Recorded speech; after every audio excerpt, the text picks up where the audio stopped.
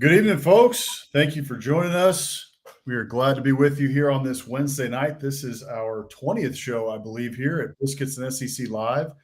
So we're excited to be with you tonight. We got a lot to talk about. We're going to get into some early hot seat talk for 2025, as well as talk a little bit about what QB or QBs have the most pressure on their shoulders heading into 2025. So should be a whole lot of fun, a lot of a fun show here.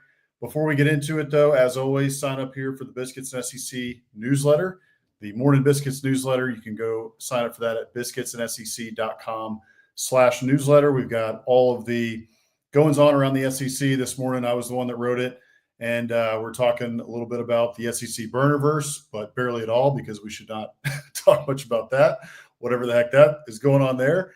And also talk a little bit about SEC baseball, SEC basketball, SEC softball. We touch on all of it. So all the goings on around the SEC that you need to know about in the Morning Biscuits newsletter, written by myself and by Hammer. We do it on Wednesdays during the off season, and then on Mondays and Fridays during the season. So we're excited to do that for you. We hope you'll sign up and follow along with us.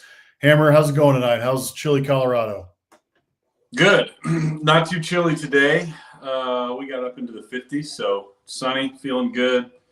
Snow's been melted for a while, so yeah, things are good.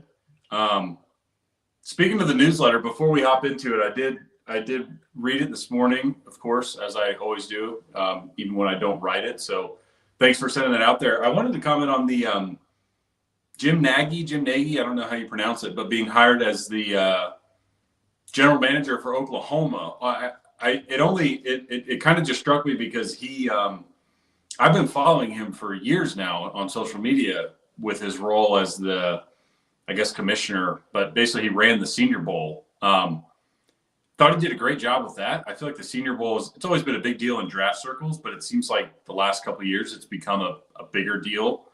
I think it's a good hire. I'm a little surprised that they were able to reel him in.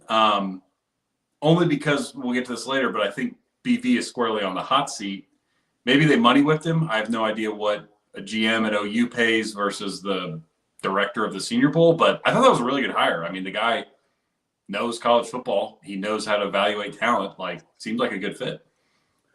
I agree with that. I think it's really smart to point that out. And Jim, I'm with you. I've followed him for years on social media as well. Just love his insights going into the Senior Bowl, talking throughout the year about different players and what he's hearing from scouts about different players.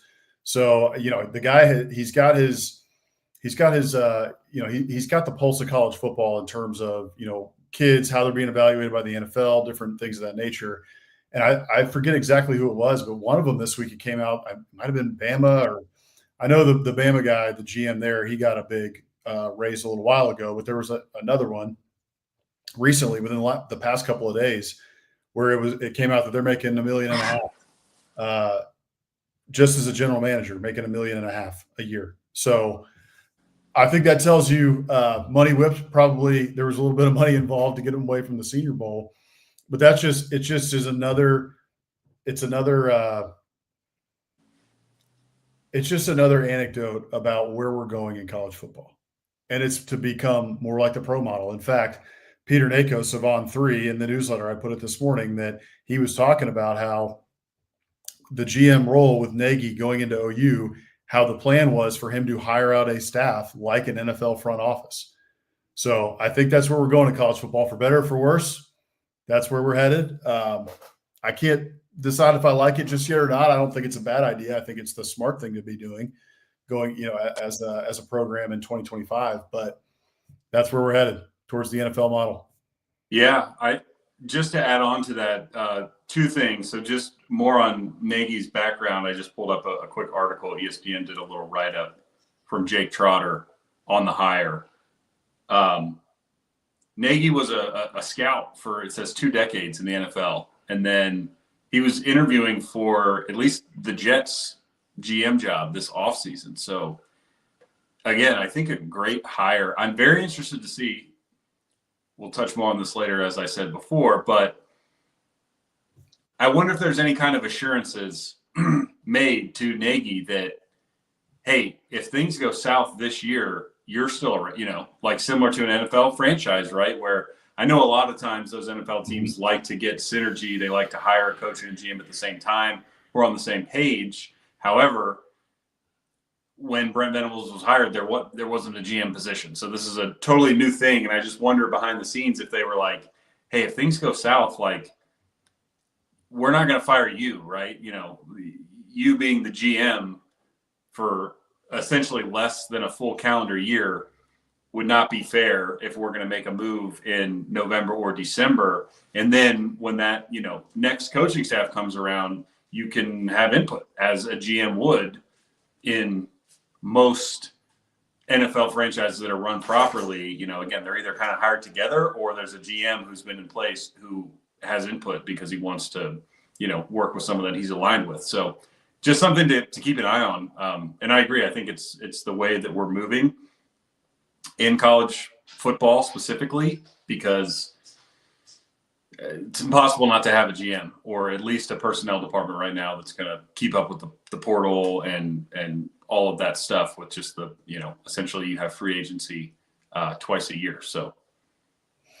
Yeah. And yeah, you're exactly right. How tied to the coach is a GM, in a program, because the programs these days, how are they run? The coach is essentially the CEO at a big time Power 5 school, Power 4 school. So that will be interesting to watch that as that develops over the next decade. Like you said, is the GM tied to the coach, or is the GM free of the coach, like you see in NFL circles? So, all right, let's move on here and let's go to the hot seat. We've got 6 coaches I think we want to touch on tonight, and then we'll get into a little bit of the QBs near the end of the show here. But first one we want to touch on, we can go right to Norman, and we can talk Brent Venables, who just hired his GM here. But Brent Venables here, he's going to be going into year 4, had a pretty good year 2 years ago where they won 10 games. With Dylan Gabriel as their starting quarterback. But then this year was rocky. 6-7, Jackson Arnold, all the drama there. Fire your offensive coordinator. You win 2 games in conference and only got 1 top 25 finish in those 4 years. Frankly, that is not up to the Oklahoma standard at all. They're recruiting pretty well over his tenure. We're doing the average over, the 4 years he's been there. So top 10 recruiting classes, but overall it's been underwhelming thus far. What do you think about Brent Venables going into 25? Yeah. So it's a good summary there. I think, when I was putting together this list, or we were putting together this list for the show, and I'm glad you added an additional one on there that we'll get to, but I think he has the hottest seat in the conference at the moment because of what you just alluded to in terms of his overall record has not been good. 1 top 25 finish.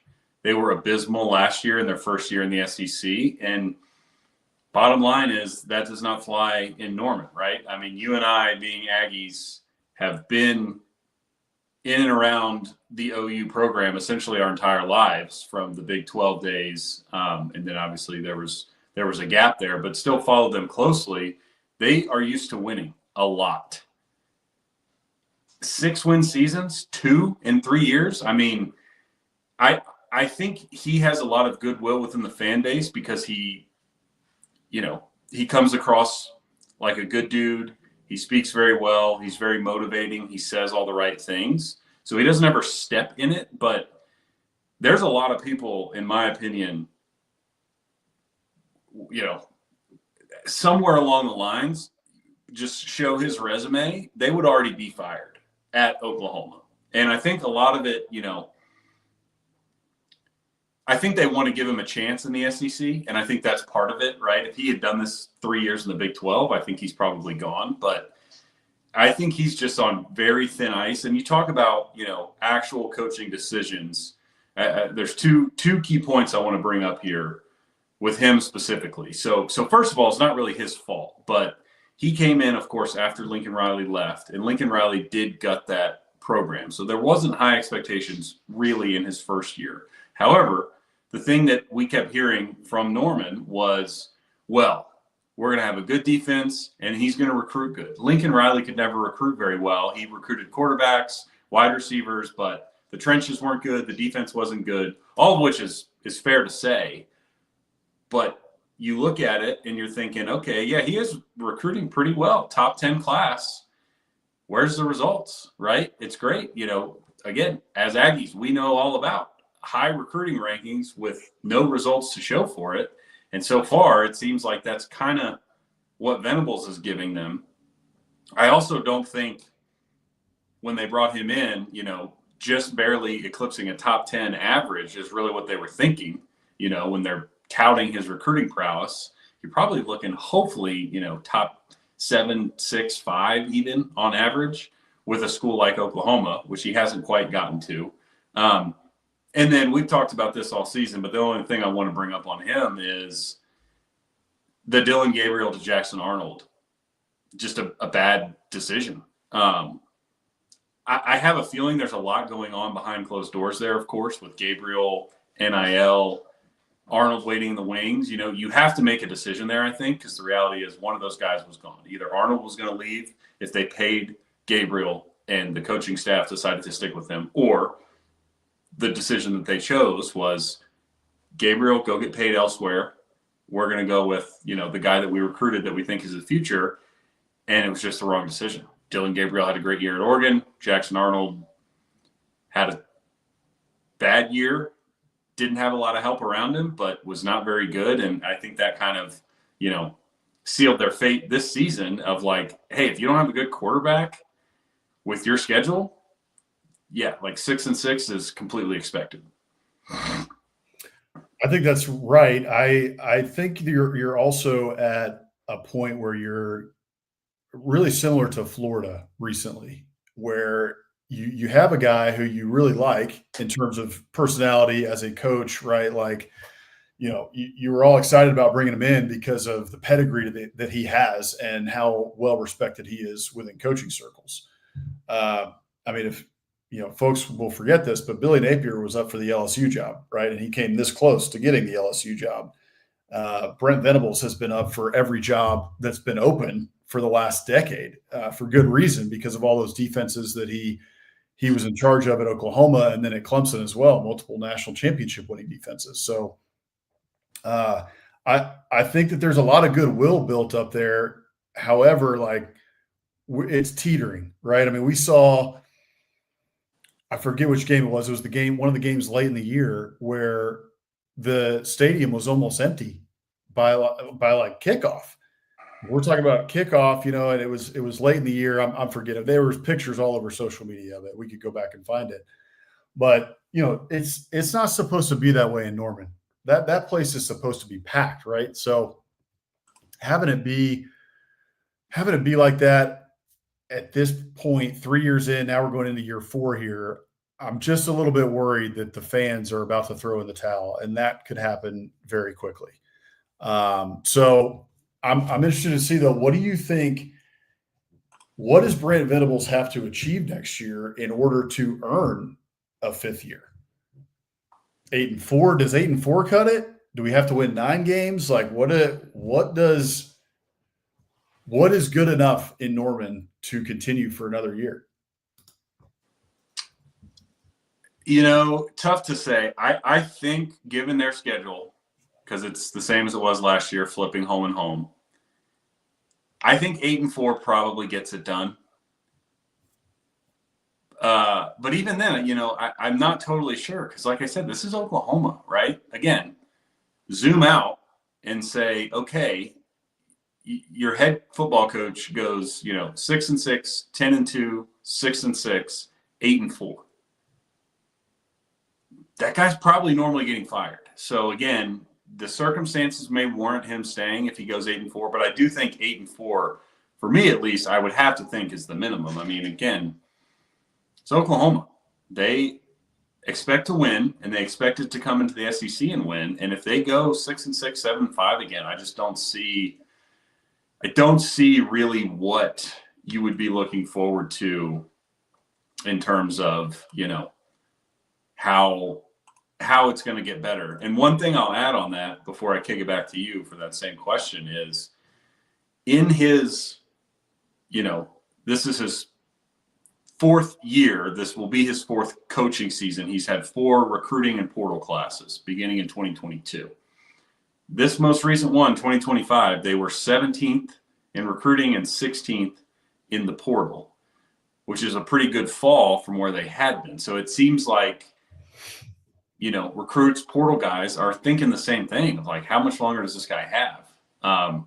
So I think he's at least got to get to 8. 9, I would feel very, very confident he'll be back. But I think 8, for me, would seem like a minimum. What about you? Yeah, I think 8's probably the minimum. But you also, that schedule is going to be brutal next year, right? Especially too, remember, out of conference, they play Michigan. They get Michigan, we'll see how they are next year. They've been recruiting pretty well. And, I think they've got a new quarterback in there. So I think they're going to be much improved, if I had to guess. They're already preseason ranking them here. They got Michigan at number 21, according to FBS schedules. So Michigan out of conference, you get Texas, South Carolina, Ole Miss, Tennessee, LSU, Alabama. Like, dude, It's hard to find 8 wins on that schedule. So if he gets 8 wins, I think he gets another year. I think you're right.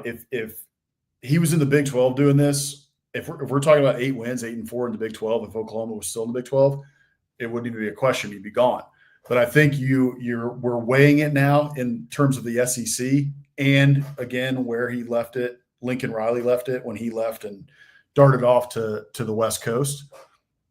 So I think Brent Venables has a little bit of rope, enough rope, that if he can get to 8-4, that we can see some momentum. And right, like, hey, knock off Texas or something, get into that 8-4, right? Or get a big win over Alabama when they're top 10, if that happens next year, right?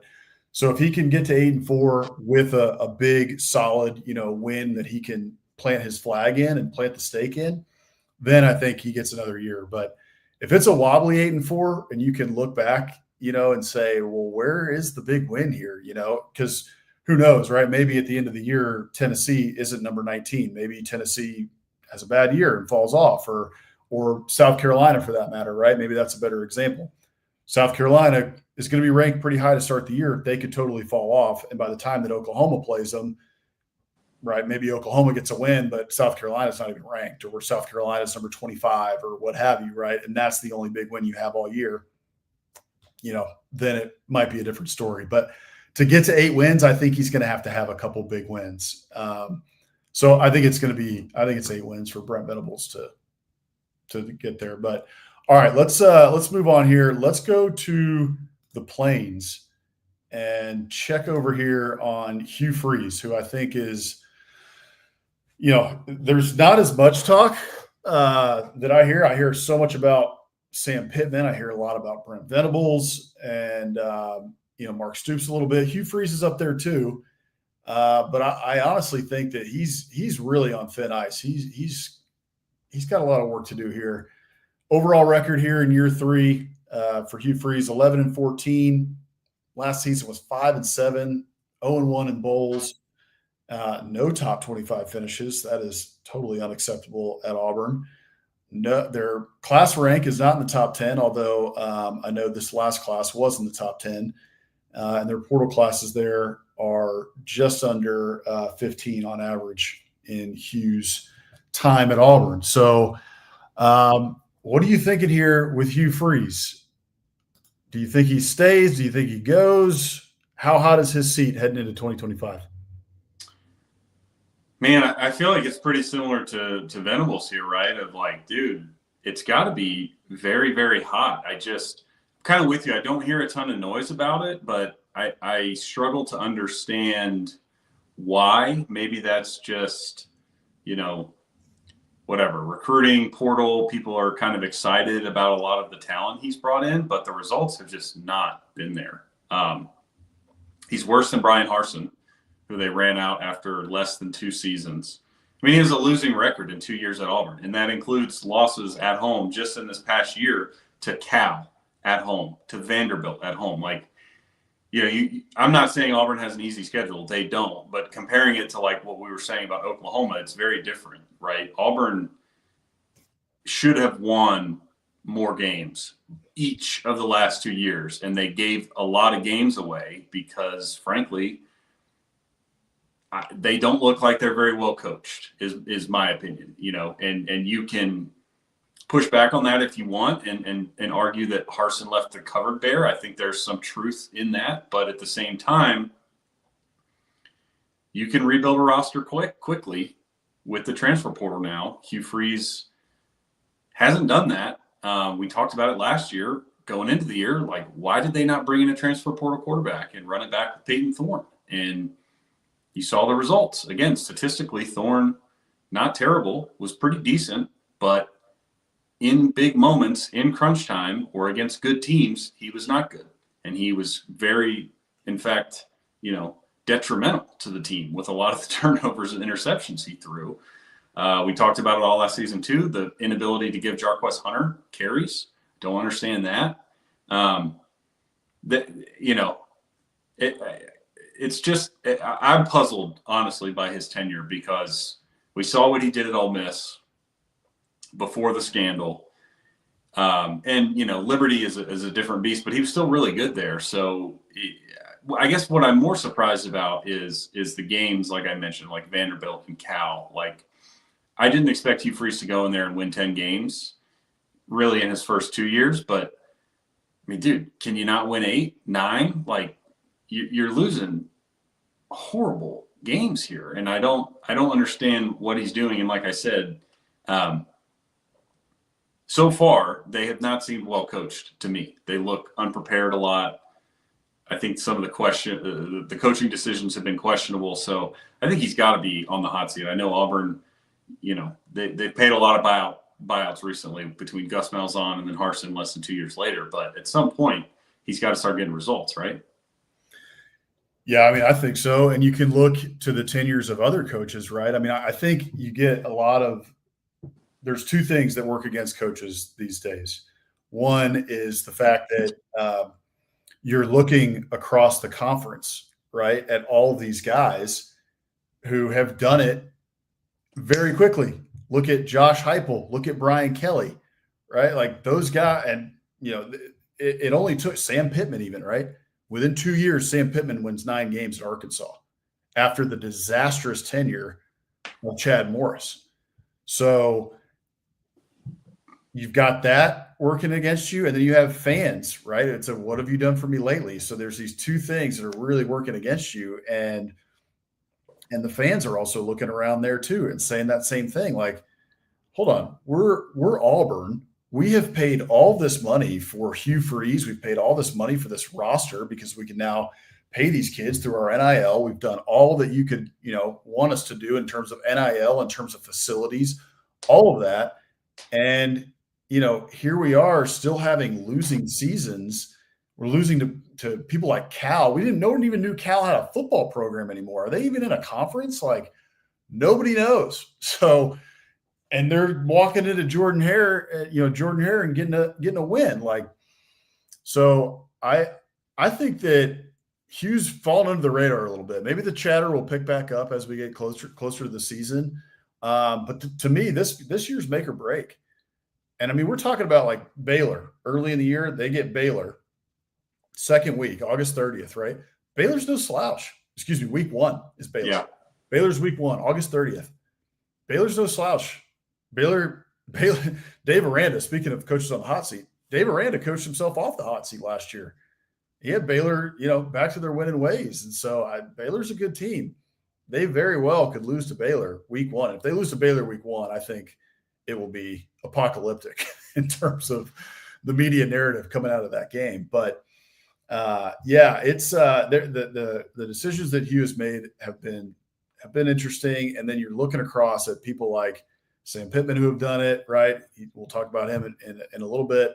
Josh Heupel, who got Tennessee right back, to their winning ways. And also the fact that, hey, we don't have divisions anymore. Like, you don't have to play everyone in the SEC West. It's not like it was, right? So last year was pretty inexcusable that he was not able to get, more than 6 wins when you looked at that schedule and who they were playing out of conference. So I am interested to see how it goes this year. He's got the best roster that he's had since he's been there at Auburn, and he's got wide receivers that now hopefully he's got a quarterback that can get it to them and not, shoot themselves in the foot with so many turnovers like Peyton Thorne was prone to do during his time at Auburn. So I'll be interested to see how it plays out, but I do think that he's one of the hotter seats in the SEC, or should be, and it probably the temperature will probably turn up as we get closer to the season. I just think there's others that are the anvil, I guess, is closer right to the ground for some of these other coaches than it is for Hugh Freeze, at least at the moment. Yeah, I mean, just going back to what we said about Venables, like what does he need? Again, I think a minimum 8 wins. I agree. That should be very manageable. Again, their schedule's not easy, but outside of Alabama and Georgia, I think you look at that schedule and you say, all right, those are, likely 2 losses, but the rest of those games are kind of, toss-ups, like at Oklahoma, at A&M, at home against Missouri, home against Arkansas, home against Kentucky, at Vanderbilt. Like, dude, you should be able to scrape out 8 wins at a minimum in your third year against this schedule. And we'll see, a lot of that I think rides on Jackson Arnold, who I do think could be pretty good, but yeah, I'm with you. I think Freeze, it would be hard for Auburn to hire, to have, go a guy, make it less than 2 years and then only give a guy 3 years. But at the same time, as you said, like, this is Auburn. Yeah. They have everything you need to win. So if you're not winning, like, dude, kind of move out of the way. We got to move on. Yeah, that's right. And they don't care. They'll run your butt out of there in 2 years if you're not getting it done, and in 3 years like they did Harsin. So, okay, let's head now to Lexington and talk Mark Stoops here, who, going into last year, don't think he was on the hot seat, but I think we're squarely on the hot seat here, heading into year 13. Overall record here, 77-13, which, kind of mediocre when you look at it on its face, but when you consider it's Kentucky, it's pretty good overall. And he's had a couple of double-digit win seasons. One of those had to get vacated, although, who cares? Nobody agrees with what the NCAA has to say. And he's had 2 top 25 finishes there, close to being top 10. I don't think he's ever had a top 10 finish. 4-4 bowl record, but last season was just abysmal, honestly. And we'll see what he's able to do going into next year. But it was so ugly last year that I think Kentucky fans were just starting to think, you know what, like, maybe you should have just gone to Texas A&M. Maybe it's just time for a new philosophy here, some fresh blood. And it just seems like the relationship has maybe run its course. And I think you brought up a good point last week, or maybe it was on the SEC After Dark show, about, you could kind of see the strain in what Mark Stoops was talking about in the press conferences last year, bringing up like NIL dollars. And when I think that was a Vanderbilt game, I believe. Yeah, that was after Vandy. So there just seemed like there's maybe it's he's worn out his welcome there, which is kind of crazy to say. I know beggars can't be choosers. Don't you shouldn't rest on your laurels and you should be thankful for what Mark Stoops has done there in Kentucky, because he's done a fantastic job. But maybe the relationship has run its course. What are you thinking here with Mark Stoops? Yeah, kind of the same thing. I think 2 things can be true here, right? And, the first thing is he's the best coach in that program's history. He elevated the program. Now they also have elevated expectations. And I also think that's fine and true too. And I feel like, again, to compare this to the NFL, you see this a lot in the NFL where a guy is successful and does a good job, but the longer that he is there, in a lot of cases, like you said, just kind of wears out his welcome. The message starts to fall on deaf ears. I mean, that's kind of what it seemed like this past season. Again, the Brock Vandegrift thing was a swing and a miss that really hurt them. But, Vandegrift was not the only issue there. They had a lot a lot of issues, and it kind of just seemed like that team was not motivated, wasn't playing, like his message was falling on deaf ears. So, maybe he can turn that around in the portal, but I think it's just an interesting situation. And you brought up the press conferences stuff, which I thought was weird. I do think the flirtation with A&M hurt him because, it does sting for him. Obviously, he seems like wanted that job and got kind of the rug pulled out from under him after he felt like he had already gotten the job offer. So that's unfortunate, but any fan base is going to be mad about that after the fact, right? It's like, hey dude, you left and then got the rug pulled and now you're still here. So what exactly is going on? And so I think it's kind of fair from all sides. Especially because, again, he's been their best coach that they've ever had, but he's shown that you can win there, and he's created, a rabid fan base that wants to win, at least, right? Not at the highest level. Of course, they would love that, but as we've seen with him, win 8 to 10 games a year, you're going to be very much celebrated there, and it just seems like the last couple of years, in particular, last year. That really fell off. So for him, I think it's a little more reasonable where hey, if he gets back to 7 for sure, I think he would, keep his job. I think 6-6, he probably has a good chance to keep his job just given the history of that program. But if he has another year like he had this past year, I don't know what the outcome would be. I could see them sort of amicably parting. Yeah, I could see that too. I could see it being what was starting to be rumored and even got to the point where the media were asking Mark Stoops about it near the end of the year. Are you going to retire? Yeah. I think that, should it go that way, that's probably likely that, he would amicably part ways and it would be, okay, Mark Stoops is going to retire at the end of the year. Thank you.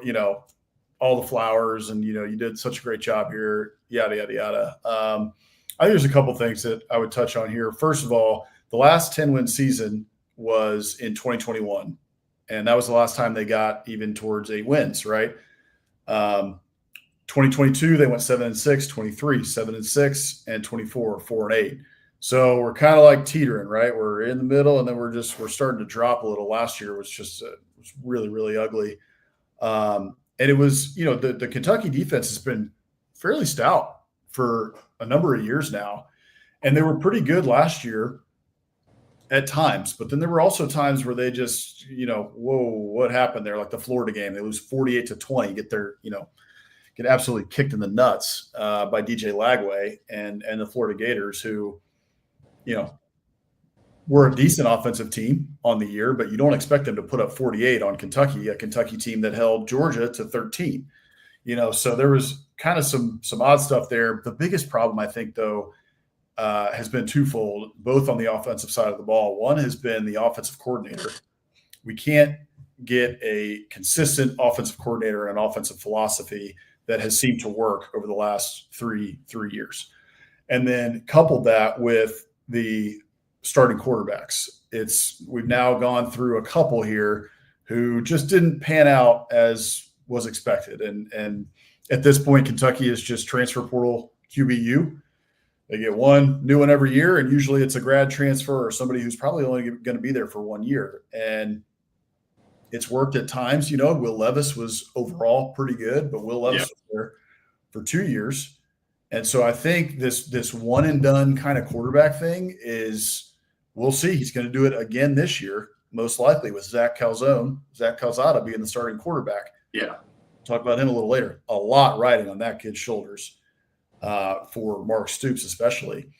But for whatever reason, they just haven't been able to put it together on offense and be consistent enough to win games. And part of that has been just some misses in the transfer portal with those quarterbacks. So they've had a good running game still, right? Like they've had good running backs, but that has also led these real serious struggles on offense have led to, they call it a brain drain, right? When a bunch of people leave a country or leave a city or what have you, because they should all be creating businesses and creating or whatever there, you have a player drain in Kentucky.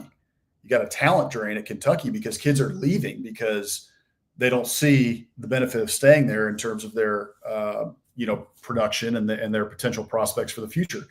Dane Key and Barry and Brown come to mind from this offseason. Those kids are going to put up numbers. And weren't able to do that last year because they didn't have a quarterback who could get them the ball. So there's a lot of just stuff kind of floating around Lexington, a lot of things that are happening there. I think Mark Stoops is a really good coach. He just had a difficult year last year. It's been kind of middling for the past couple of years. And like you said early on when you were talking about Mark Stoops, sometimes the relationship is just wears out and it's just time to part ways. And a lot riding on this year. Could see going either way. I'm 50-50. It's a total coin flip to me. I don't know which way it's going to go. Yeah, I'm with you there. I think, I wouldn't really be shocked either way.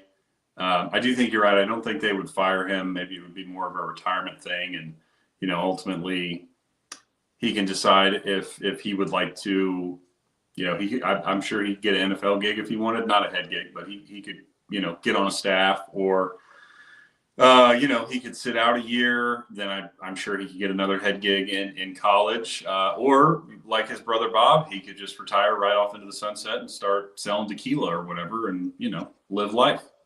Yeah, go coach in the XFL or whatever the hell is out there anymore. That's right. I forgot Bob. Yeah, Bob is coaching the Dallas Renegades, I think. Another one thing. Yeah, the one thing I thought about as you were talking there is that I think the Texas A&M job, him flirting with that and taking it really before it got, rug pulled from him. To me, that's a signal that he also feels that this relationship is running its course. Yeah. And the fact that it didn't work out and he had to come back to the X is a little rough, but Kentucky was willing to take him back because it's the best looking girl at the ball that he could stay with, or that they could have, at least in their eyes at the moment. So, yeah, we'll see. A lot riding on this year for Mark Stoops. Okay, we got a couple more we need to touch on, and then we need to get to, at the end of the show here, the SEC QBs for 25, who we think have the most pressure, which we may could do just a whole show on that. But yeah, we may just kick that to next week. We'll see how we're doing. We might kick it, yeah. So sorry, folks, if you're really looking forward to that. We'll see. If we get to it, we get to it. Otherwise, we'll spend a whole show on that next week. So, okay, Sam Pittman here in Vietnam. 30-31 overall record. We're heading into year 6. Last year was 7-6. Bowl record overall, we're 3-0. One top 25 finish. He finished number 21 in 2021. That was the 9-4 season where they kicked the snot out of Texas. And average class rank here, 27.5. And the portal class is 16.5. So having a little trouble there on the recruiting trail, which usually spells doom for a program. But I honestly love Sam Pittman, and I love fits. When someone fits at a program like a glove and they're able to make it work, I absolutely love that. I think about the olden guys, like Bobby Bowden at Florida State, or Joe Pa at Penn State, or Woody Hayes. Like, I love those guys that fit a program, that mold that program to, how they are and from their personality. And then that program takes on their personality, and that reverberates throughout history. I think that there's, guys in the modern game who could do that. Sam Pittman is one of those at Arkansas. The guy just fits Arkansas. Everybody loves him in terms of his personality. It's just, we got to get it done on the field. And we're not getting it done on the field, at least the last couple of years. So what are you thinking here going into 25 for Sam Pittman and the Hogs? Yeah, this is a very interesting one. I totally agree there. Like, he is as good a fit as you could get in Fayetteville. Does seem like a genuinely good dude, who's in it for the right reasons, quote unquote. Of course, he gets paid handsomely for doing that, but he seems like, the type of guy that would coach high school ball if that's what it came down to.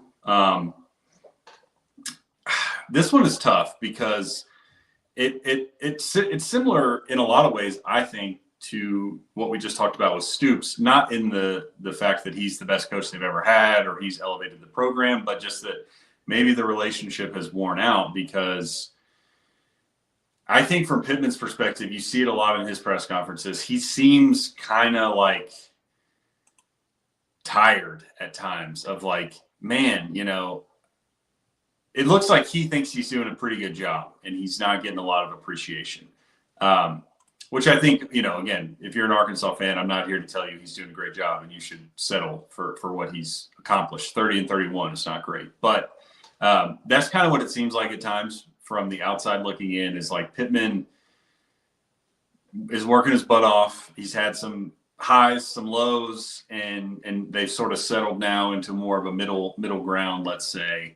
And people want more. And he kind of seems like he's running thin a little bit there with just his patience for that. But it's just one of those things again, like at some point, good guy, good coach, whatever your credentials are, like you got to start getting results. And 6-6 seasons only get you so far in Fayetteville. I mean, just ask Brett Bielema, who's gone off and done great at Illinois, right? I think Bielema was a good coach at Wisconsin. He had some decent years at Arkansas, but ultimately couldn't get it done, got fired, and now he's successful. So he's a good coach. He just didn't work out in Fayetteville long term. And I think we might be seeing something similar with Pittman here of like mediocrity, 6-6, like 2-6 in the SEC, 3-5, like isn't really what that fan base wants. One thing too, I do want to point out on Pittman that scares me is the portal exodus that we saw this year. Seems like a lot of guys either were just frankly unhappy, maybe they could get more money elsewhere. I'm not privy to that kind of information, but again, when you see something like that with a coach who's on the hot seat, from the outside looking in, it appears a lot of those guys also think he's on the hot seat and are abandoning ship before the crash. So a lot riding this year on Taylor Green, Bobby Petrino to really mesh. And they could. I think Taylor Green is athletic. He's got some skill, some potential. Maybe year 2 in the system, there's a jump. But I think they need some help. And I think another 6-6 year for him, I don't know if that gets it done. I think he might need to get to 7 to keep his job. What do you think? I mean, I think it's a minimum 7. I don't think everybody in the SEC wants to be, if they want to be Alabama or LSU, right? Everyone views themselves on that level, whether they have the money to compete at that level or not. Everyone wants to be that. And that's totally fair. I'm not even saying that's wrong. Everyone should aspire, to be a college football playoff level team. That's why we play the game. We play to win the game, right? Like that's the whole point of this thing. And so I understand why Arkansas has those viewpoints that they want to get there. But not everybody can be those guys, right? And so again, like you said, I'm not saying Arkansas needs to settle for mediocrity. So if he gets to 7-6, like would I fire him? I don't know if I would. Probably not. But the Arkansas fan base, they expect much more than that. They want to be back to the Bobby Petrino days, right? We want to be back to Jerry Jones winning titles back in the 60s, like Frank Broyles. We don't want to do any of this 4-8, 7-6 crap, for too long. We're the Arkansas Razorbacks. We have a storied program, and we should be in the upper echelons of college football. And so I don't know if 7-6 gets it done. I think you might have to get to 8-4. I think the fan base at this point, like you said, I think both sides are starting to get tired of each other, which is sad because I agree with you. You can see it in Pittman in his press conferences. I think he loves Arkansas, and he really wants to be there, and he wants to do the best that he can for that state. I love the way that Sam Pittman talks about Arkansas in those terms, right? He's always connecting the football team to being the pride of the state, which is I think great and lost a lot of times in modern college football where the expectation levels are so high and the media attention is so high. A lot of people forget to just like bring it back down to the level of like, hey, this is about your state, and we love all the people in this state, right? And the name across the front of your jersey represents, what this state is about, and all those people who come to watch you play in stadium and watch you on TV, right? Like that's what we're playing for. So I love all that stuff about Sam Pittman, but then you're seeing, him in the press conferences being a little bit tired, and then the fans putting up billboards right on the highway coming into Fayetteville, so that everybody sees it on a Saturday coming in before a football game, basically like, hey, we love you, but it's time to go. That was unfortunate to see last year. And I think we've had now 2 straight years. So I just looked this up. 2 straight years. Last year, 23 commitments out of the portal. This year, 22 commitments out of the portal. That tells you that there's a lot of people going out, right? And we have to backfill to get our roster to where it needs to be. So, and with that too, we're talking about last year's class was number 26 in the portal. And then this year's, I believe, was better. 17 this year. 17. Okay. It's pretty good. It's good. Is that where Arkansas wants to be? Is that going to be enough to get Arkansas to 8 wins? Is that going to be enough, right? I have my doubts. Yeah. Well, I have my doubts too in looking at their schedule because, of course, SEC play is always going to be tough. I mean, if any year Arkansas is 4-4 in SEC play is a banner year, recently at least. Yeah, they're typically 2-6, 3-5, 1-6, whatever, 1-7. As of late, at least.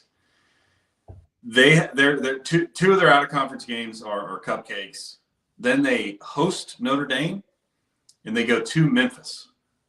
So I don't know who scheduled that, but they're playing a road game at a G5 Memphis, who's not a slouch. Nope. And Notre Dame at home is going to be very tough. So finding 8 wins in that schedule will not be easy. And I totally agree. I mean, if he can get to 8, like, oh my gosh, absolutely, that would warrant him staying. But it's going to be tough. Yeah, it is without a doubt. So rooting for Sam Pittman. We'll see. He's got a lot of work ahead of him, especially with, again, breaking in a lot of transfers and losing, kind of like that talent drain at Kentucky. We got a talent drain going on in Fayetteville as well. Losing folks like Luke Haas is not something you want to be doing every year. They had 31 guys hit the portal after the season. So yeah, that's tough. So okay, quickly here we have a sponsor. First sponsor for the Biscuits and SEC live show. That is the Steer Agency. We are presented by the Steer Agency. So football is all about strategy, just like winning in business, whether you're dialing up the perfect play on Saturdays or looking to dominate in public affairs, PR, or digital marketing, you need a team that delivers. That's where the Steer Agency comes in. They craft winning strategies that get you seen, heard, and ahead of the competition. Don't just play the game, control it. Visit thesteeragency.com today and take your brand to the next level. So check out the Steer Agency, guys. We appreciate them sponsoring the show. And, okay, let's get into the next one here. Billy Napier down in Gainesville. Came on at the end of the year last year, was able to save his job. Thank you, DJ Lagway, the savior of the Gators and the Florida football team last season. They were 8-5. Most people around the country could not believe they got to 8-5 last year, but they did. 1-1 bowl record, 0 top 25 finishes. We're heading into year 4, 0 top 25 finishes down in Gainesville. That is why they were ready to throw them off the ship early last year.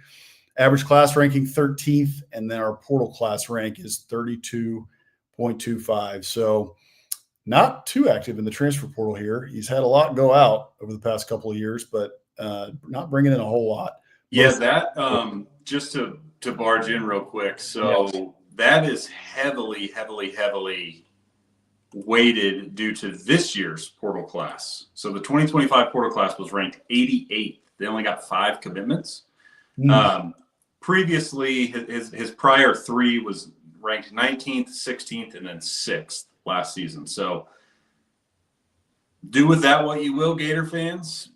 Billy Napier, not very aggressive in the portal this year. I think that could either mean he's content, happy, excited about what he has, or could spell very bad news, similar to what I was saying about, Arkansas or Kentucky, like guys kind of jumping ship before it crashes. There might be a lot of people that are in the portal that look at Florida and say that ship looks like it is sinking. But I don't know. I don't really think that's the case with Lagway. I feel like he's the type of guy that folks might want to come play with. So I think it's probably more of the former, in that he's happy with his roster and what he has. But either way, interesting strategy, bold strategy, Cotton. We'll see if it pays off. Yeah, I would say that. I would think that they need some help at wide receiver and just some more weapons for DJ Lagway to be thrown to. I don't know. I will admit I don't know exactly all the depth of Florida's roster here. Talking here early in the offseason, they did get J. Michael Sturdivant from UCLA. He's a 4-star wide receiver. So, but that's one. By the way, they also got Harrison Bailey, former Tennessee, UNLV, Louisville quarterback, who's now at Florida apparently. But yeah, so with Billy Napier, I mean, I feel like he's on a good trajectory. Look, it's like you have a potentially generational type talent in DJ Lagway, and guys like that only come around once in a while, and they elevate the play of everyone around them. And we saw that in the last couple games of last year. You get a win against Ole Miss, you end up going 8-5. You had DJ Lagway on basically one leg for a couple games, and he's still winning ball games.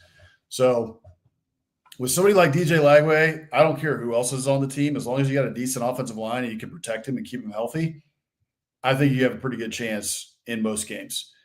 And their schedule is going to be tough again this year because of, like we said, all you're doing is flipping it.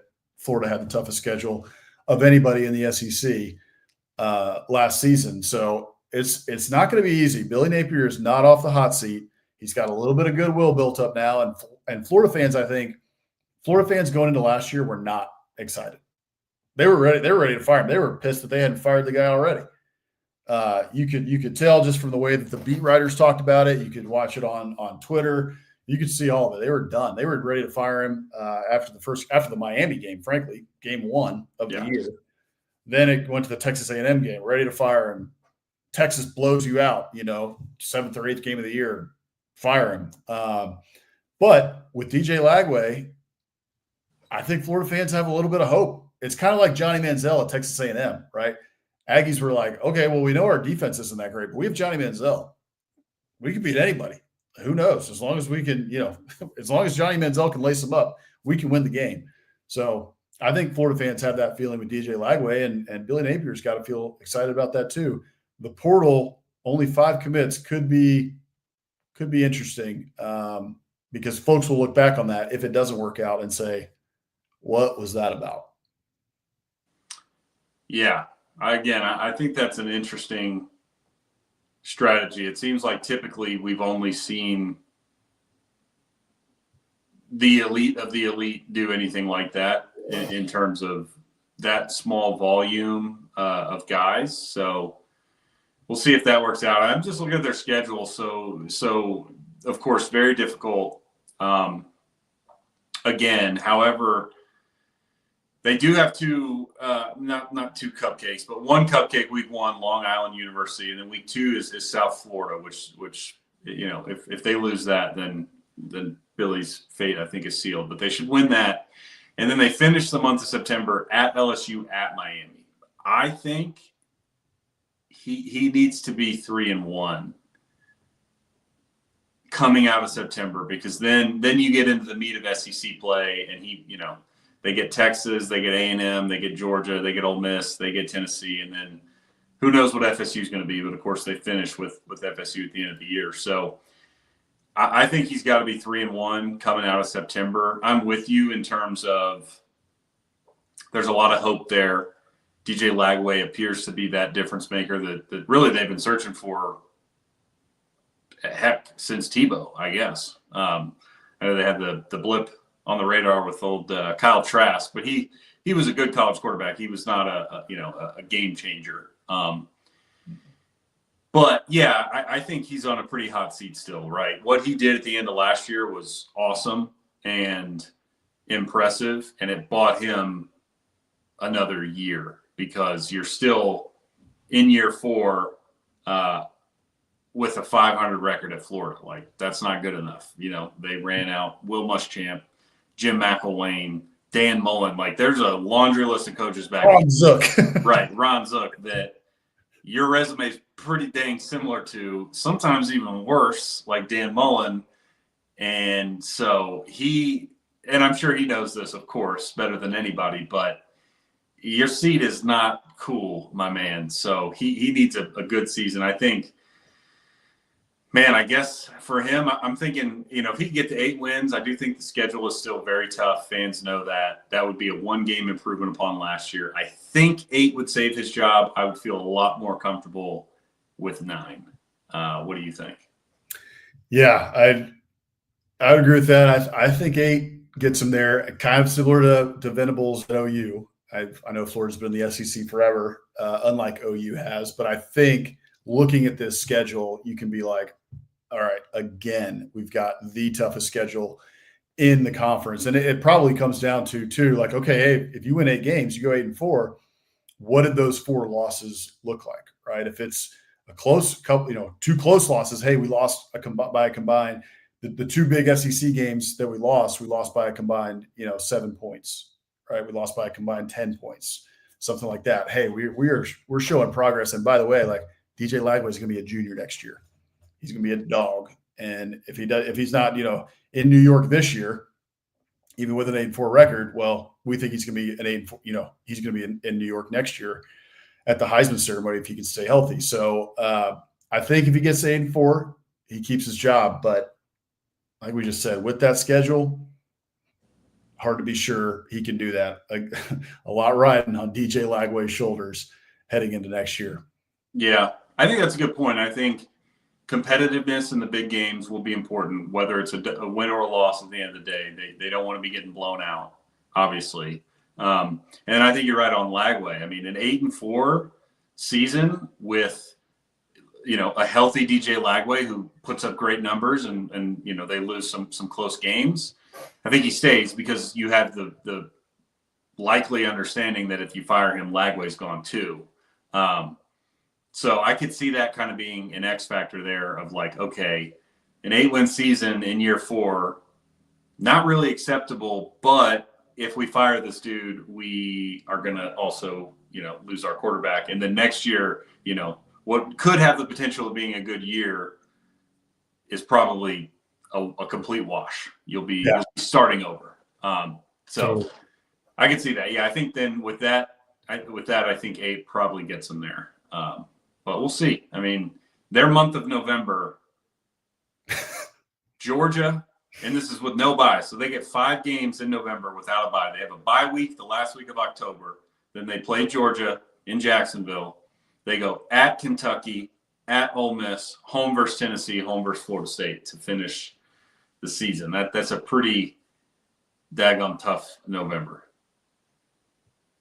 There is no room for error for Billy Napier next year. Like, it's going to be slim, and he's going to have to make it work. But again, with DJ Lagway as my captain by captain, I'm riding with DJ Lagway, man. He can get it done. That kid he's special. Yeah, he is. Well, what do we got one more, right? So we can get to BK here, and I guess we'll have to kick the QB stuff till next week. So we'll kick it to next week. Yeah, sorry we didn't get to it here, but yeah, let's hit Brian Kelly here.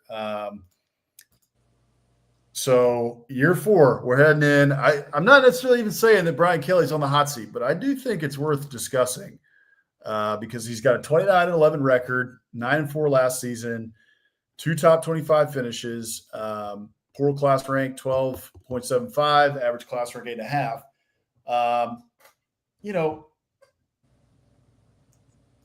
it just hasn't been up to LSU standards, like especially last year.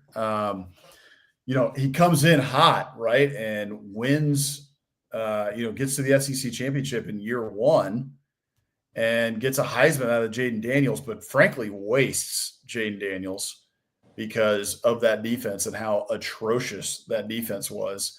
And then another egregious mistake, doesn't really shore that up in the transfer portal that following year. And the defense still is bad. And then they're bad again this year. Like it did that I think was an egregious mistake, and probably why we're sitting here talking about this today. And now you also have to add on the fact that Brian Kelly's look, we all know that the expectation at LSU is championship or bust, pretty much, right?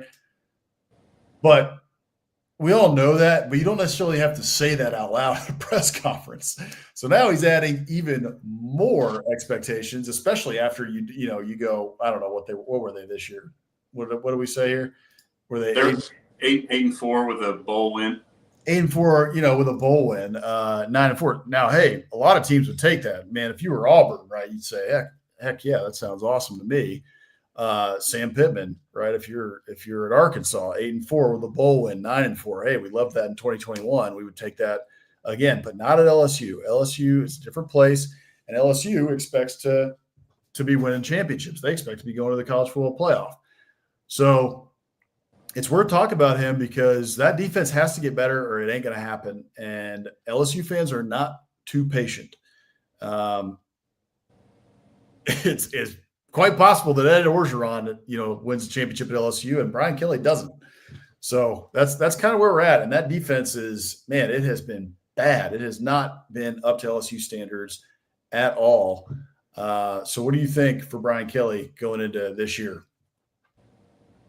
Well, I agree with you. It's especially when you look at his record compared to everybody else on this list, he's far and away been performing the best. Also, he's at LSU, not Kentucky or Arkansas. So there's that.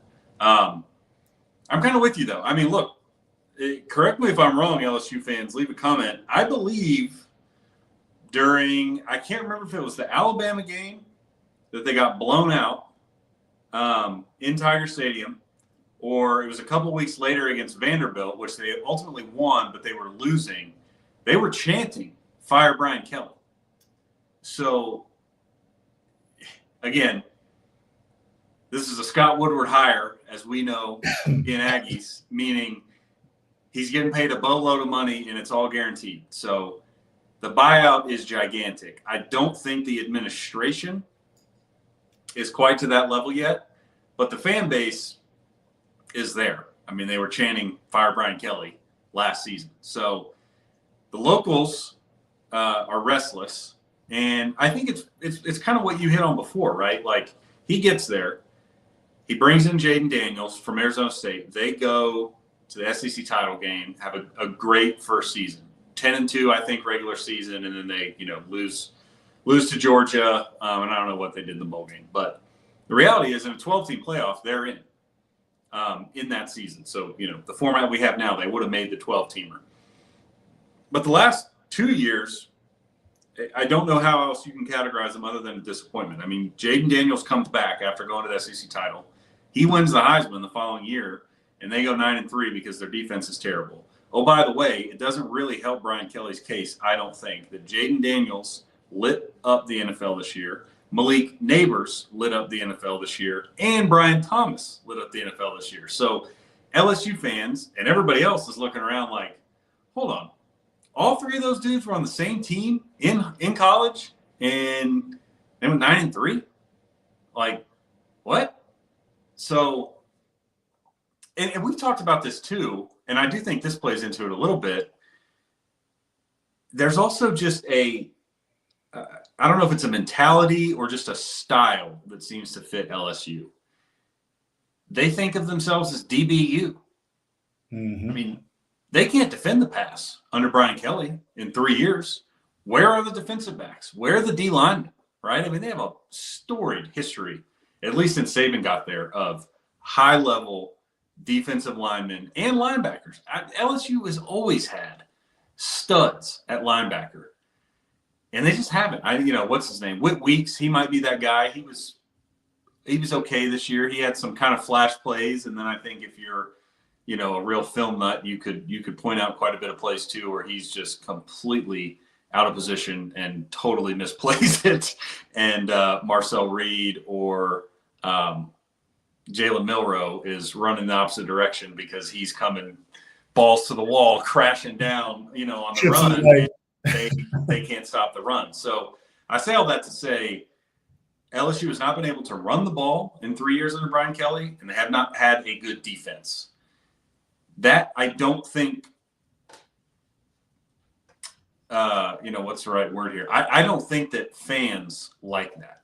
Even if they were 9-3 but had the number one defense in the country and had a bell cow running back like Leonard Fournette back there, as silly as it is, I think the rhetoric would be a little different, but it wasn't. They had a high-flying offense and a terrible defense, and they couldn't run the ball unless the guy running it was Jaden Daniels. And when he was gone this year, they couldn't run the ball at all because Garrett Nussmeier isn't a threat. So, like I said, I don't think he's squarely on the hot seat from the administration side. I think he is from the fans' perspective. I think they're kind of annoyed with him. And I think it plays into the fact that, he, through no fault of his own, but he is an outsider, right? They don't. Yep. They have no ties to Brian Kelly. They have no goodwill built up toward him. He is a Yankee, for lack of a better term, and he's not living up to the standards. So they have no problem throwing that guy to the trash heap. As a fan base, I will say, just in looking at things, thinking about next year again, if he wins 8 or 9 games, I think he's probably safe. 8, I don't think they'll fire him, but he brought in the number one portal class. So, and I think a lot of that's on defense, particularly the defensive line. So they are trying to backfill that. We'll see if it pays off. Blake Baker will be in year 2, who I do think is a good DC. I mean, their defense was better this year, so they should be better. They should actually have some semblance of a defense. Nussmeier's back. But as we know, and as he knows, at LSU, the expectations are high. Well, they're going to be especially high when it's your 4th season, your starting quarterback's coming back, and you have the number one portal class. So we'll see. You hit on a couple things that I wanted to touch on too. Also, remember Harold Perkins. Harold Perkins is a 5-star stud, and he has not been developed in his time. That is, I think he's still there, right? He didn't transfer out. No, he got hurt. He got hurt last year. He'll be back, right? So he's going to be back. Maybe Blake Baker can really do something with him this year and really tap into his talent, because the kid is uber talented, crazy amount of talent. They just haven't figured out how to use that kid yet. So that it, is to the advantage of the Tigers and also for the benefit of Harold Perkins. But I was going to touch on the running game. Like you said, they haven't had a running game in 3 years there. How many running backs has LSU produced, right? They're great running backs. You're used to having a couple of 5-stars, right, in the backfield, a freshman who's going to come up, a junior who's a 5-star, who's going to be your bell cow. Kind of not the Alabama stable that we've seen over the past 15 years, but maybe, second or third in the SEC, right behind Alabama. They've had some really, really good running backs. So haven't been able to run the ball there, have had a lot of trouble on defense. And the outsider thing, people talked about that. We talked about that a lot when Brian Kelly was hired. And then he kind of, punched us in the mouth and was like, yeah, hey, I'm a Yankee. Who cares? I'm going to win 10 games. I'm going to win the SEC. Get to the SEC championship game. Doesn't matter. I'm going to win Heisman with Jaden Daniels. All this stuff, right? It's all looking good. But then you get a year like last year, and like you said, you wasted Jaden Daniels and all that talent in that. That's a national championship team with a decent defense, without a doubt. Right. And at a minimum, you're making the national title game with that much talent. And Jaden Daniels. So, yeah, I think LSU fans they're a little bit at their wits' end, especially with somebody who's an outsider. It's always seen from that perspective, from the fit perspective, like you're trying to fit a square peg in a round hole. And that may still be the case, right? LSU fans are willing to embrace you or kick you to the curb if you're Ed Orgeron. I think if you have a little more ties. But I do think that matters. And I think that people are just like Brian Kelly. He's just a little bit awkward, in the press conferences. He's just a little bit awkward, like some of the stuff he says, the cadence, it doesn't fit. And if you're winning ball games, if you're winning 10 games, if you're winning, if you're beating Alabama, if you're going to the SEC championship game, people are happy to look past that. But that's not where we're at. And when it's not where we're at, when we're not winning as many ball games as the LSU faithful want to see, then that outsider stuff starts to become a problem. The other thing I'll say, the final thing I'll say on this is, it's a really, really sad story. But look, if there's any truth to what the Brooks family is saying about Brian Kelly and about how he has treated them or treated their son, treated Greg Brooks since his injury and since, all of the stuff that has happened with him. And if folks don't know the story, just look up Greg Brooks Jr. He was a safety for LSU. I believe it was it last year or was it 2 years ago? 2 years ago, I think. He's been out like a year and a half. Yeah, and he was a stud. I mean, that kid could play football. And sadly enough, they found a tumor after he went down with an injury, and they did a CAT scan. And anyway, long story short, you guys can look it up. But the Greg Brooks and his family came out and said that Brian Kelly has basically been a scumbag and that he's a jerk and that he hasn't been treating Greg Brooks well. Brian Kelly came out and talked about it in a press conference and said that, look, I've been by his bedside. I've been with the family. I've tried to support the family the best I can. So kind of a he said, she said here. However, folks within the LSU community and closer to that program definitely know what's going on. So if there's any truth to that, I think that is going to just be another, like, kind of, we're starting to push out the door here, hey, that was not okay, right? Like you should have treated that family much better than you did. So again, I don't know how much truth there is to that. However, if it continues to go downhill, I think that one will be pointed to as like, get this guy out of here. He's not one of us. Yeah, I think that's fair. Yeah, I would agree. I think, there are probably very few people that know the true story, but the people that do are likely involved with the LSU athletic department at a high level. So, if things turn sour, that could easily be something that, they pull out of their back pocket and say, and oh, by the way. Yeah. Yeah. You acted like a total jerk in this situation. So, yeah. Okay, that I think will do it for us tonight. We were not able to get – I will preview this really, really quickly here. This is what we're looking at, the SEC QBs for 2025. There's a couple battles in here. You got the Georgia battle. You got the Alabama battle. But for the most part, it seems like most of these quarterbacks are set in stone with some of them, their new programs, and some of them returning, like a Taylor Green at Arkansas. So I saw this from another account that I saw online, was just talking about who has the most pressure as an SEC QB going into 2025. So I think that'll be a lot of fun to talk about. We filled up all of our time with Hot Seat Talk tonight, but we will get to who has the most pressure in terms of QB heading into 2025 next week, because I think that'll actually we're going to be able to fill a whole show with that, I think, as well. So anyway, thank you guys for tuning in tonight. We really appreciate it. Please do go sign up for the Morning Biscuits newsletter.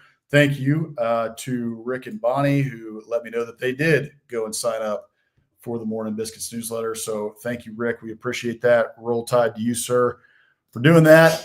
Everything that you need to know about the SEC, all the happenings throughout the week. In the offseason, it's on Wednesdays.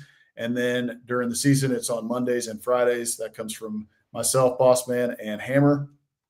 And we hope you will go ahead and go to biscuitsec.com/newsletter to subscribe. So for Bossman, that is Hammer.